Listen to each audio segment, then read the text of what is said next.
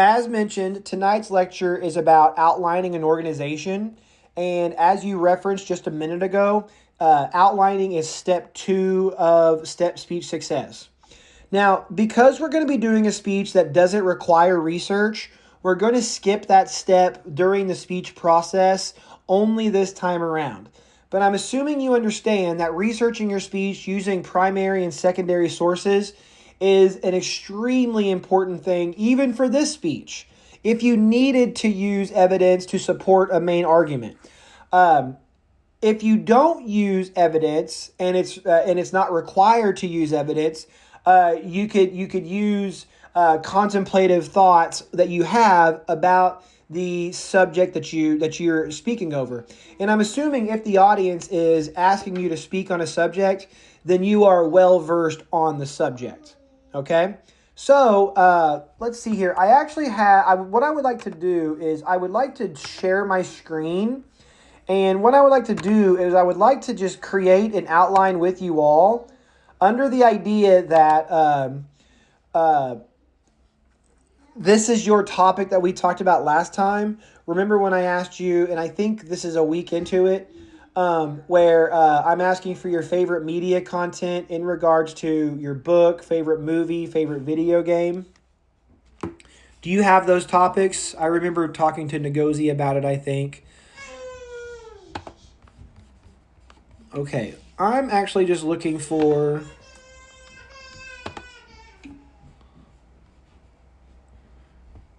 I think I can share files, share application screen. There we go. How about that one? Untitled document. There we go. It's actually really cool that it works with Google Chrome. Okay, can you see my document? It is a completely blank document. Can you see it? Okay, great. So what we're going to do tonight is we are going to create a speech outline, and what I would like for you to do is do a similar outline on your own, like where you're at right now, following along. And if you follow along, you will be completing this week's assignment, which is an outline for that speech I was talking about. So a lot of my kind of drive at Morton College is teaching students how to have better presentational communication, and that includes your documenting. So you never want to send a professor a document that is mislabeled. Like, for example, what is the name of my document right now? Can you see? The document title right now is called Untitled Document.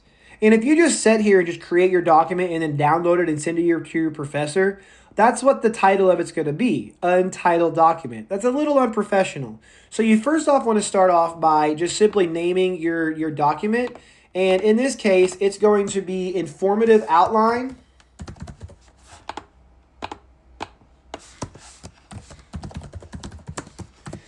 And I'm going to pick a TV show or a movie or a podcast or a video game as the discussion is going along. And the show I'm going to talk about is a show called Pluribus. Has anyone seen Pluribus? It's I don't want to get too much into it, but it's a new show on Apple TV. And so I have my my outline, my document named.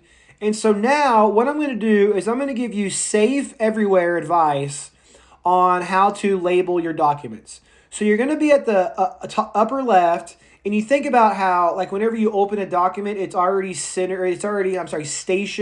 up at the top left. Well, consider that kind of like your starting point. Pick out your favorite font and go ahead and start typing out your name.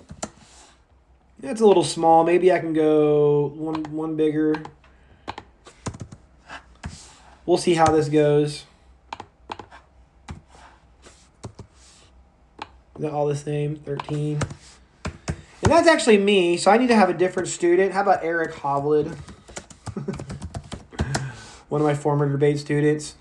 And this is Speech 101. And you're going to want to put Tuesday night or Tuesday at 6.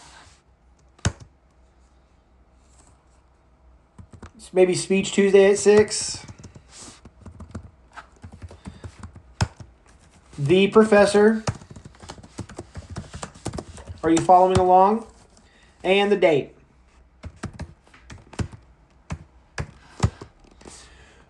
Single spaced for right now, because my document is going to have a couple of subpoints for each main point. And I also, I can kind of predict the future here. I want my document to be about 1 page. I want my speaking outline to be 1 page. Now, to widen the lens a little bit, folks, my public speaking class here, what we're doing is we are making a speaking outline based on the notes from research that you are going to speak to your audience. And because of that, I do not want a full-throated, full sentence outline. Instead, I want a keywords and phrases outline, as indicative on this outline here, that you're going to relay to note cards. Catch my drift? And with those note cards, you're then going to practice until you feel comfortable with the speech so you can then speak with conviction. Those are the 5 steps to speech success, and it begins with research but moves on to outlining. And if you outline correctly, you will continue to go along the steps to speech success. As a college document, you should put some safe anywhere information up top, like your name, the class, the instructor, and the date, as well as your topic. And don't do anything fancy with the exception of just getting like a decent professional looking font, because you don't need to do anything fancy. You don't want to confuse the eyeball with a lot of things. This is not like a marketing ploy. Academic assignments are get to the point, answer the question, meet the criteria, so on and so forth. So this is a document I would say that I'm going to submit to my teacher later on. And at this point, it's looking professional. Now, can anyone take a wild guess at the first part of speech? It's not the beginning, but it's the, what would you call the beginning of a speech?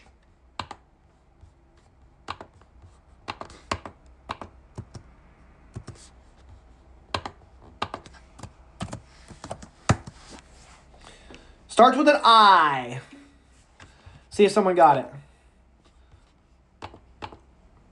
Introduction. Very good, Ruiz. It's the introduction. And do you see that it's a Roman numeral I? So Roman numeral 1 is the introduction. Now you are making an outline, but you are not saying the words, "This is my introduction." All you're doing is that you are signifying potentially what this note card is. This is your intro. This is your main point A. This is your main point B. This is your main point C. This is your conclusion. But you're not saying anything by labeling it the introduction. You're just signaling to the reader of the outline, here's my first part of speech, the introduction. What you actually say, which is the first part of your speech, the first thing out of your mouth, is the attention getter. Are you following along at home? Do you have Roman numeral 1, introduction, A, attention getter, so make sure those 2 things line up. And then what I want you to do here is, since I'm in lecture mode right now, I'll go ahead and label or name off a couple of attention getters. But in the chat box, I want you to come up with some ideas on how you think are good. What you think are good ideas to grab the attention of the audience, and put that in the chat box. Let me see if I can start one that I know you won't think of. Well, one that credibility. It's a goal to establish and maintain credibility.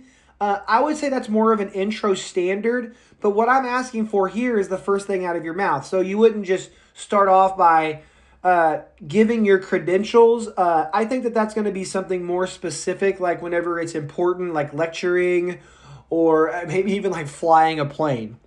What I would say is one good way to begin your speech, a really good attention getter, is an anecdote. An anecdote is a story that could be true. And again, continue to give me some ideas in the chat box if you want to consider some ideas on how you would start a speech. But I'm not implicating the truth here whenever I say an anecdote is a story that could be true. There is no way to validate your story from the toast, right? It's hypothetical. Maybe you broke your leg. There was a student that gave a toast today. He was talking about how this one guy was giving out Happy Meals to homeless people.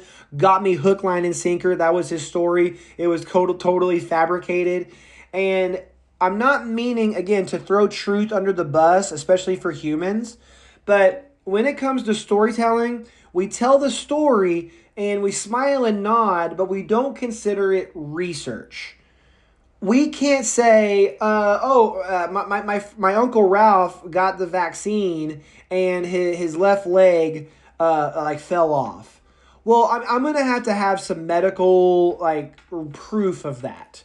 You can't just go around saying narratives that could be true, because you have to provide a reflection of reality when you're talking about research. And so anecdotes are really used for research, but they can be used to just be a lighthearted way to begin your speech. Also, you have anecdotes in your toast. Your toast was a very effective speech, and there was a story in there. So anecdotes are great, but they're not great for research.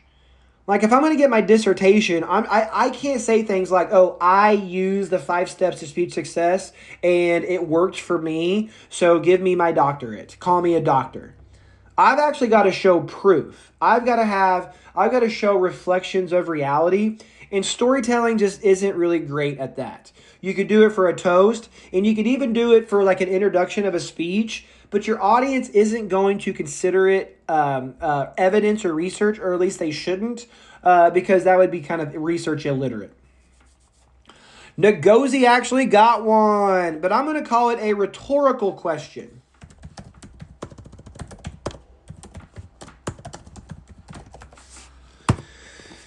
A rhetorical question is a question without a needed response. So widening the lens a little bit here, we are talking about examples of how you can begin your speech. And if your speech is pluribus, like my show is, or your speech is Game of Thrones, or your speech is Stranger Things, or your speech is 50 Shades of Grey, the book, like whatever it is, come up with an attention getter that is an anecdote or a rhetorical question. How many of you have ever seen Breaking Bad? If you're like me, you love Breaking Bad and would love to see the director direct something else. Well, guess what? That's pluribus. So a rhetorical question is a question without a needed response, and it is a great way to begin your speech. Just like an anecdote is a great way to begin your speech. I don't really have an anecdote for pluribus. I have some good attention getters and some not good ones for pluribus. But again, that's the whole point of attention getters. There's only one. You can't just stop and say, hey, can I try out another attention getter in front of this audience that's been whipped up? That sounds like something Michael Scott would do from The Office, which means that's kind of a silly, goofy thing to do. When you're preparing your speech, you come up with the best attention getter and insert it into your outline in key words and phrases only.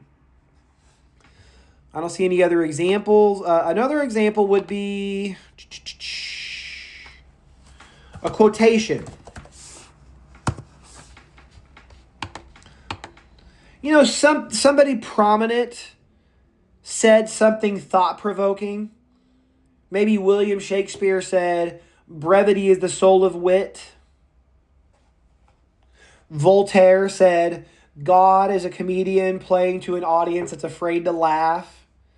And so if you have a quotation, if you found a quotation in your discussion of your topic, and you want to begin your speech with that because it is poignant, then be my guest.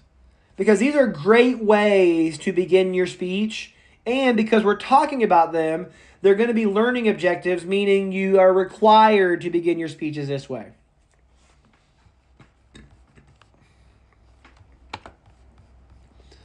One last one would be startling data. And if you're paying attention right now, and you really should be, I'm going to truncate the words attention getter to just AG so I can get everything on one line. Oh, perfect. You have to go do just trying to get it all on one page just for you all. My font size might be just a little bit too big. But anyways, you're doing your research and you're trying to figure out like what is the best. Like you come up with a piece of evidence that's like, wow, that is insane. That is a wild piece of evidence, and you want to begin your speech with that piece of evidence. That would be startling data or startling statistic. That would be one that I have for Pluribus. According to Rotten Tomatoes, last accessed on January 27th, 2026, Pluribus has a perfect score on the website. So think about that for startling data. That is a great thing for my topic, which is about media content, to have a perfect score. And much like Edwin says, it establishes credibility. So that's a great thing to do in regards to what Edwin is saying, that we should establish credibility in our introduction. But these are great ways to begin your speeches, and you will be graded on them. What I don't see on here is stating your name and topic. So when we finally have speeches face-to-face, you are going to be required to have an attention getter that is not stating your name and topic.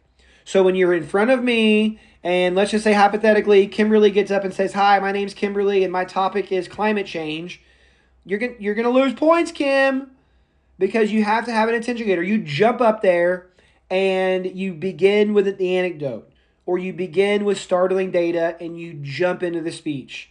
Not every person has to state their name and topic. There's a State of the Union coming up, probably. Do you think Donald Trump is going to say, "Hey, everybody, my name is Donald Trump and I'm the president"? Assume that we know each other. And assume that you're going to turn in an outline requested that's going to have your name on it, and I'll know who you are. So jump right into the speech. And for the rest of the semester, use one of these 4 different types of attention getters. And if you're following along in the next 15 seconds, maybe jot down some ideas that you have right now.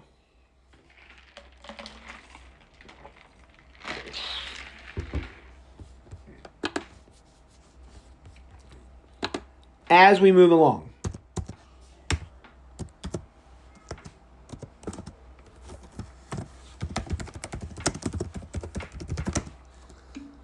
So the second thing you're going to do in your introduction, and these are like intro standards. You know how jazz has jazz standards? One of my favorite jazz standards is sway. So in the introduction, there are 3 standards you are going to be required to do. Ngozi, not for this class, no. Because I think that you could be more creative. And after this class, if you feel the need to introduce yourself before a speech, you most certainly can. You probably will. But for this class, I'm requesting not to. Because that can burn like 10, 15 seconds of your speech that I don't want to. I want you to jump right into that attention getter and assume that I know you. Oh, no, it's great. Great question. The next thing that you do, so you began your speech with an attention getter. It's on your notes and keywords and phrases, so you're able to make eye contact. Then you look down again just to get your proximity statement, and your proximity is a connection of the topic to the audience.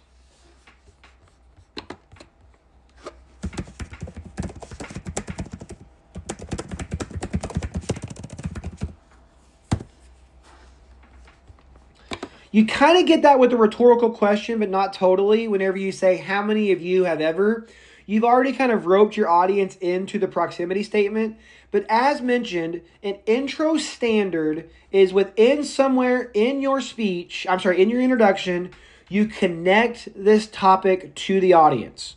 So if I was doing one for Pluribus, I would talk about something like, well, like I said earlier, if you're like me, you enjoy the director of Breaking Bad, Vince Gilligan, and he's the director of this show. But I would also say something like, a lot of people see artificial intelligence as a detriment to civilization, and that is what Pluribus explores. So maybe you're a person that is concerned about AI, Pluribus is for you. Or if you like Vince Gilligan, Pluribus is for you. You don't just say blank is for you. You come up with a creative way to connect the topic to the audience. And I hope you are creative because you are in a creative class and your teacher leans more creative than he does researcher. Okay?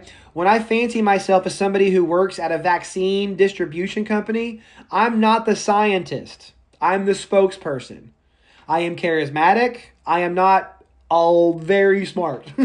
What did I just say? A lot very smart. You know, grammar would probably play a key role in public speaking as well. But what I'm saying is I'm not a lab rat.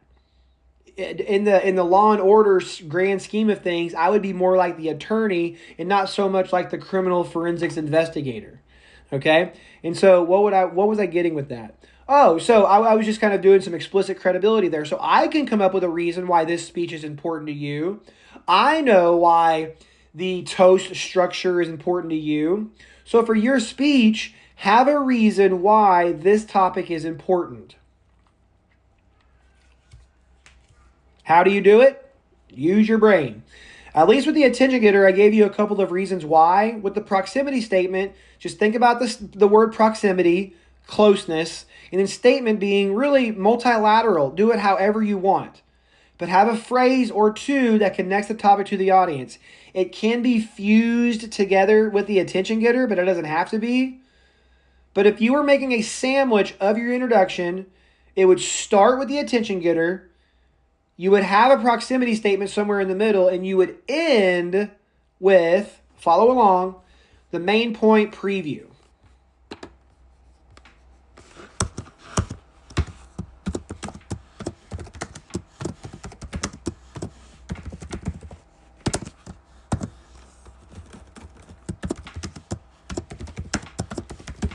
So today, I'm going to discuss pluribus by discussing the hive mind, Carol Sturka, and anti-AI themes.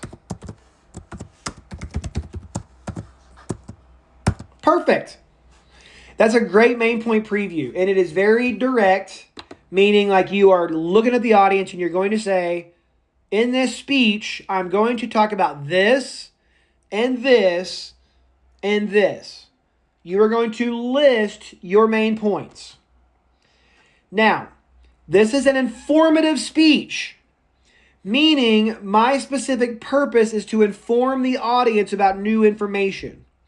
I believe that I can do this by talking about the hive mind in pluribus, the main character, Carol Sturka, and maybe some broader discussions about anti-artificial intelligence. When I, as a speaker, complete those three things, I have met my goal, remember that, and I can wrap up my speech. But not until I do those things. These are my main points, and I say them in one sentence succinctly before I move on to the body of my speech. Does anybody have any questions that they would like to put in the chat box about introductions and how they're structured? Attention getter, proximity statement, preview. And shall be that way for the rest of this semester for the next 3 speeches.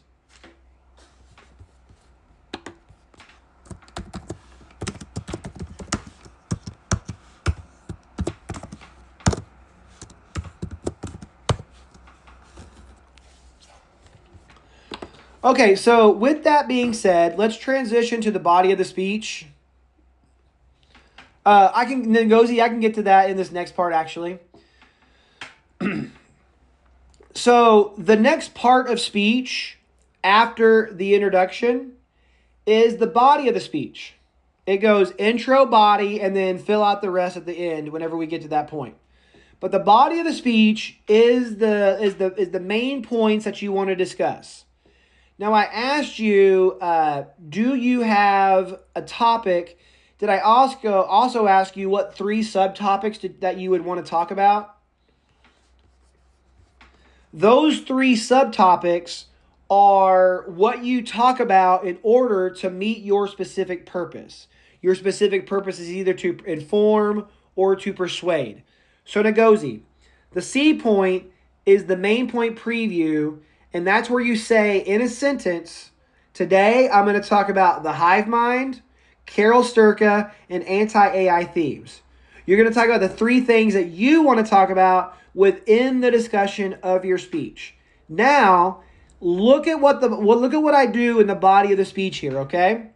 Does anybody want to take a wild guess on what my main point A is? I've already mentioned it twice, maybe 3 times.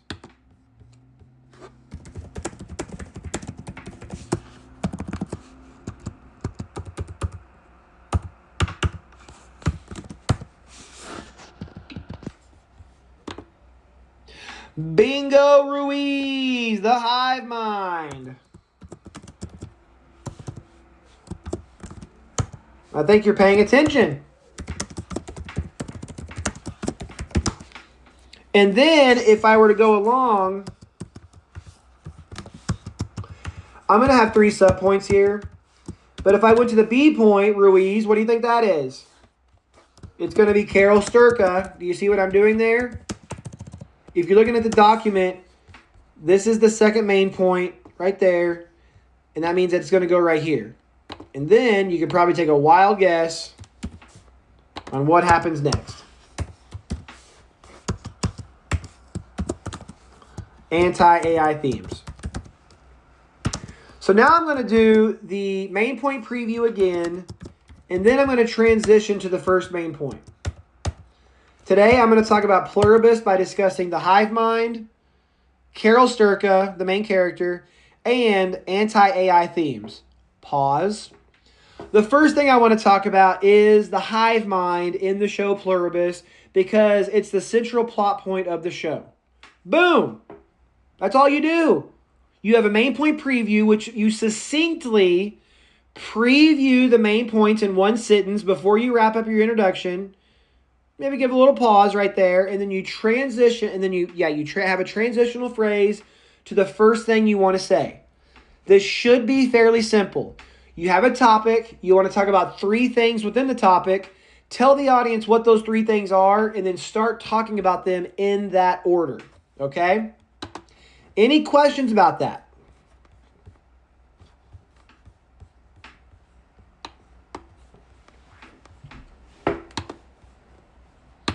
I tend to think that there is a lot of freedom in that area, okay?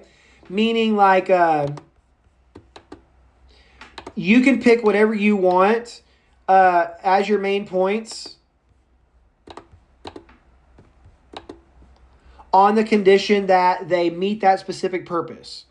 So the hive mind, Carol Sturka, and anti-AI themes will meet my purpose, which is to inform the audience about pluribus. But I still haven't talked about what gives my main points purpose, and that depends on how you structure main points. And I would like to structure your informative main points as the following, and I want you to follow along. Your first main point is simply going to be explain the main point, the hive. So in this one, it would be the hive mind. What keywords and phrases would I say to explain to the audience what the hive mind is? I don't have anything deliverable right now, but you understand that I'm explaining my A point, which is the hive mind. The second thing I want to do is have either insight or evidence. In this speech, we are going to focus on insight because I am looking for your opinion of the show that you access. I have an opinion about Game of Thrones. I have an opinion about the Batman. I have an opinion about the Avengers and Thanos. I have an opinion about, do something not superhero-y, Jason. Sinners and weapons. And so if you ask me questions about it, I'll be able to give you some insight. Insight is opinion plus access. So for this upcoming speech, specifically for this class, Morton College, Jason Edgar, speech number 1, which I haven't given you criteria yet, you just need insight. You do not need a piece of evidence because we're not going to talk about research before then. So provide some insight into that area. So it flows. You're talking about the hive mind. You explain it. You provide some insight. Like, what do you think or a zombie apocalypse is? What do you think? What do you think about witchcraft in the movie Weapons? Spoiler alert. What do you think about vampires and sinners? Is there a deeper meaning to it, or is it just it? This structure is kind of how you structure an argument, but it's not really an argument, is it? It's informative. It's how you provide new information. And then you just simply interpret what you're saying.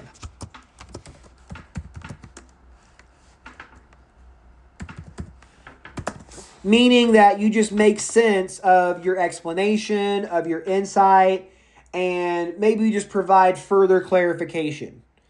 You would do the same thing with your B point, Carol Sturka. Explain who she is. For me, I believe that she's like a stressed out individual, potential alcoholic of the show, does not want to be happy, and kind of talk about her kind of point in the show. And again, once again, as I'm talking about how she could potentially be an alcoholic. Well, that's my insight, right? And I'm giving you concrete details from the show and then interpreting like maybe what this character ultimately represents. This is not media theory. This is speech building, okay? This is what you do if you want to build a speech. I knew that really wouldn't transfer over well. There we go. Actually, that didn't do too bad. And then you have the same structure for this guy right here. The C point, anti-AI themes. What do you mean Pluribus is anti-AI? Okay, let me explain it to you. What if everybody on Earth was there just to suit you? Don't you think that would be annoying after a while? Well, that's what that show is doing, and they try to connect it to the AI.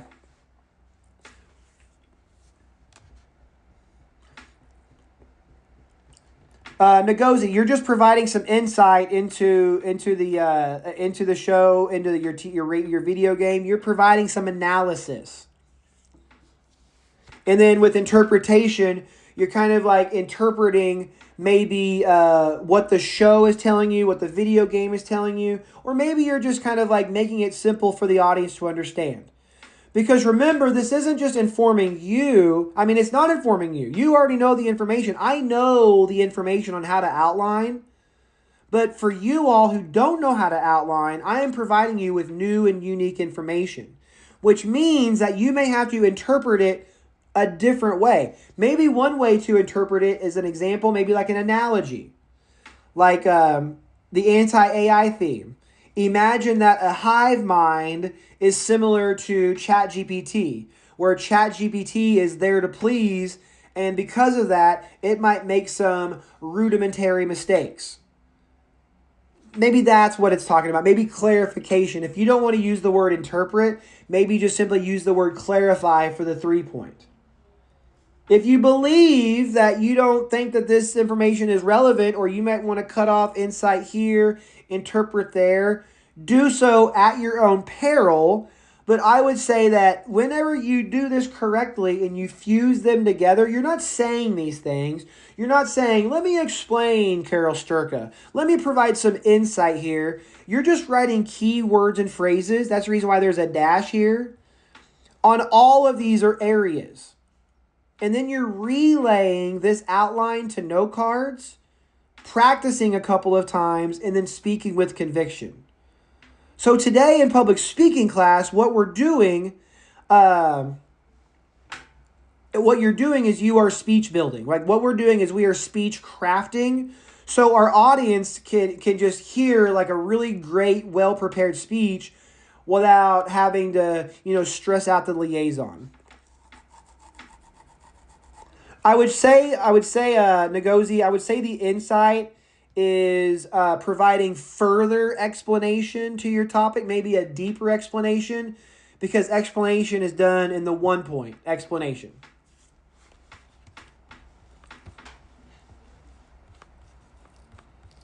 I would also say, because we're really close to the research portion and outline portion, that tutoring or using AI as collaboration might help here.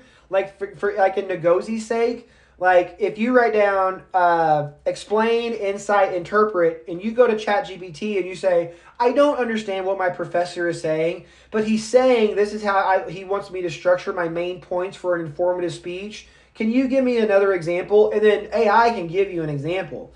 That's what's great about AI as a collaborator and as a tutor. It can tutor for you.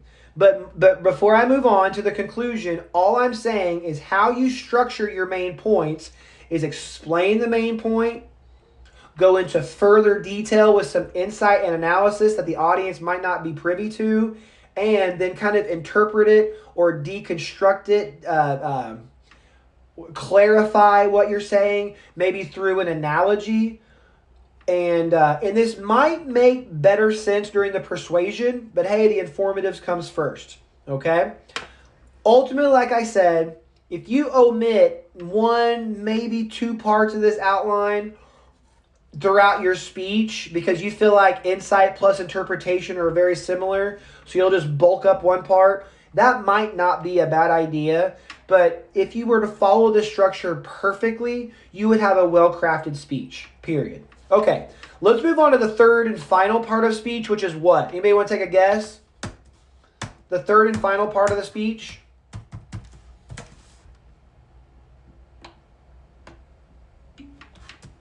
I bet someone got it. It's the conclusion. Very good. And just like you didn't say in introduction or in body, you don't say in conclusion, okay? People who say in conclusion are rudimentary speech people, 7th graders, 8th graders. You can have a better way to transition to the conclusion. You might say in closing or so today, something like that. But you should have a transition from the third part of your speech to the conclusion. Then we get to the A point, and this, follow along here, Ngozi and all the others, is what I'm going to do to begin my conclusion is I'm actually going to have a main point review. So follow along with me. As we deconstruct artificial intelligence in pluribus, we can see that the show is actually anti-artificial intelligence. Grand pause. So today, we have discussed pluribus by discussing the hive mind, Carol Sturka, and anti-AI themes. Do you see what I did there? We transitioned to the conclusion and then immediately reviewed the main points. So in this class, you are going to go to the introduction and you are going to preview your main points in the introduction. You're essentially going to make keywords and phrases on every line of this outline, relay it to notes, and then practice those notes. With the exception of the safe anywhere information up top and your topic, everything else is going on note cards. I think your intro is a note card. I think your the A point is a note card. The B and the C are 2 note cards, and your conclusion is a note card. Okay? One last thing. I'm going to try to get this all on one page. I think I can. Oh, I can't. You're going to end your speech with a concluding statement. Please show me that you care by trying to get this thing on one page. There we go. Concluding statement.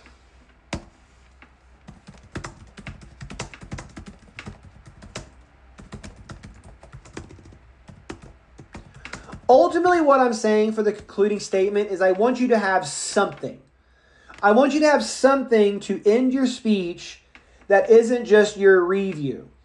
I don't want you to say, today we talked about the hive mind, Carol Sturka, and anti-AI themes.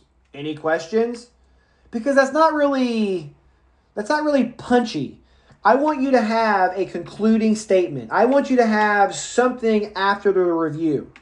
And as a speech writer, I fancy myself a speechwriter. One way to end your speech is by crafting a sentence or two that discusses a previous talking point. So maybe next time you're thinking about watching a new show, watch Pluribus and see why it got 100% on Rotten Tomatoes. Boom! Slam dunk right there. I had a concluding statement that wrapped back around to my attention getter. Speech crafting at its finest, okay? And that's it.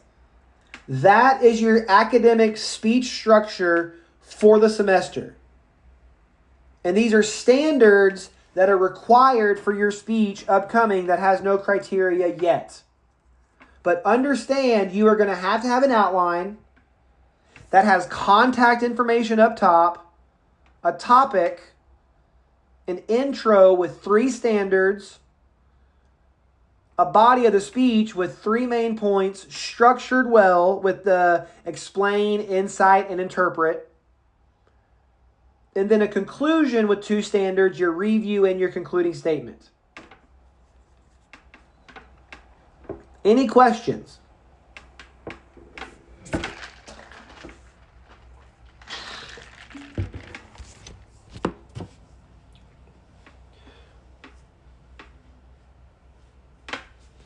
100% Ngozi. I will post a sample outline. Kimberly, at the moment, that's not necessary to even know. Because I haven't given you the criteria yet. I haven't given you a due date. All we're doing today is just learning how to craft a speech. With the understanding that maybe we'll do this speech in the future. Maybe we will, maybe we won't. But anyways, if you have to do an outline for next class period for me, here it is. Oh, one more thing. Let's go to 75%. Let's look at it from a bird's eye view.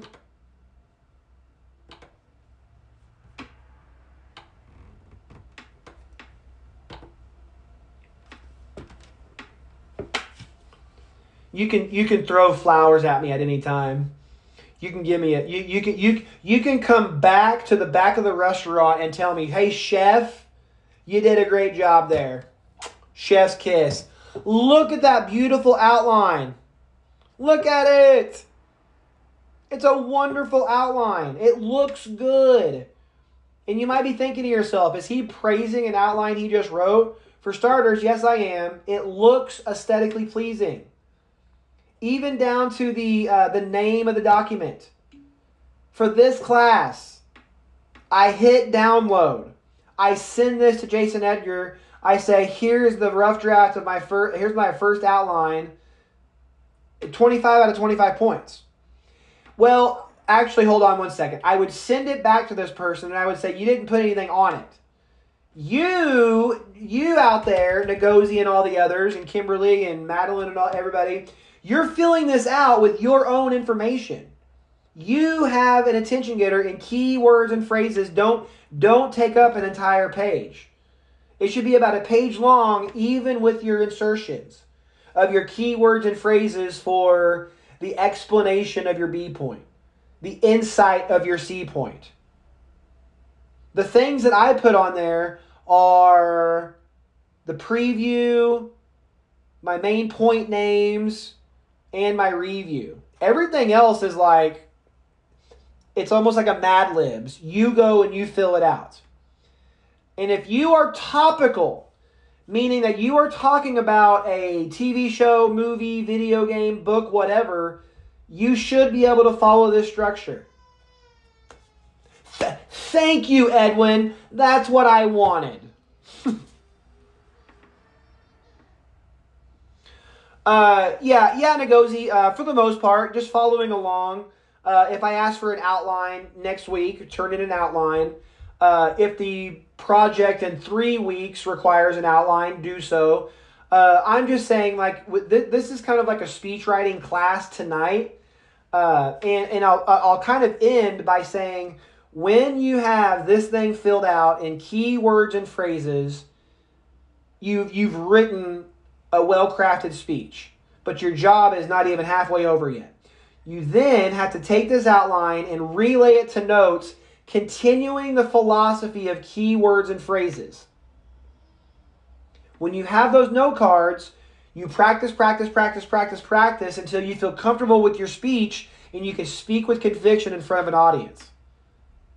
Maybe that's why I wanted a chef's kiss there, because this is a recipe. It's a recipe for speech success. Research, outline, relay to notes, practice, speak with conviction. And on step 2, I just taught you how to outline perfectly. Now, two things that will get the outline kicked back to you next week. So let's just say Edwin turned in his outline. You guys know I'll do this. I'll do resubmissions all the time. I've done resubmissions for toast, topics. I'll do a resubmission for your outline too on 2 separate occasions. One, you don't follow this structure. You got to follow this structure, okay? Because this is like British philosophy structure in regards to how to structure an argument, even though we're applying it to informative. And in regards to intro standards, your audience wants their attention grabbed. Your audience wants the topic connected to them. Your audience wants to kind of outline the speech for them. So this isn't like a Jason Edgar Morton College thing. These are best practices in a speech. But the second thing I would do is if you turn it in and it's not keywords and phrases only. I can imagine a scenario where one of you, let's say, I don't know, Kimberly, for example, submits an outline and it looks like a script, but there's some outlining to it and it's 3 pages long. Nope, you're going in the wrong direction, Sally. Whatever your name is, Sally Ray. You're going in the wrong direction. The correct direction is keywords and phrases, which you can kind of see on this page. Insert keywords and phrases on all those middle parts right there, A through C, and you have a well-crafted speech outline that you relay to notes, practice, speak with conviction. I'm repeating myself, okay? So for the next about 4 minutes, let's stay in the class and let's continue to craft our outline, because what I'm going to ask for next week at class time is an outline of your first speech, of this first media content speech. Not your toast. Your toast is like 4 lines long. This speech is going to be, oh my gosh, I'm going to say it out loud. Who asked for it a minute ago, Kimberly? It's going to be about 5 minutes long, and it's going to, in a 5-minute long speech, has about a page long outline. But again, I have not given you any other criteria other than follow this format, and it should be in key words and phrases only, okay? Email me an attachment, and I'll give you 25 points, okay? I'll stick around if anybody has any questions.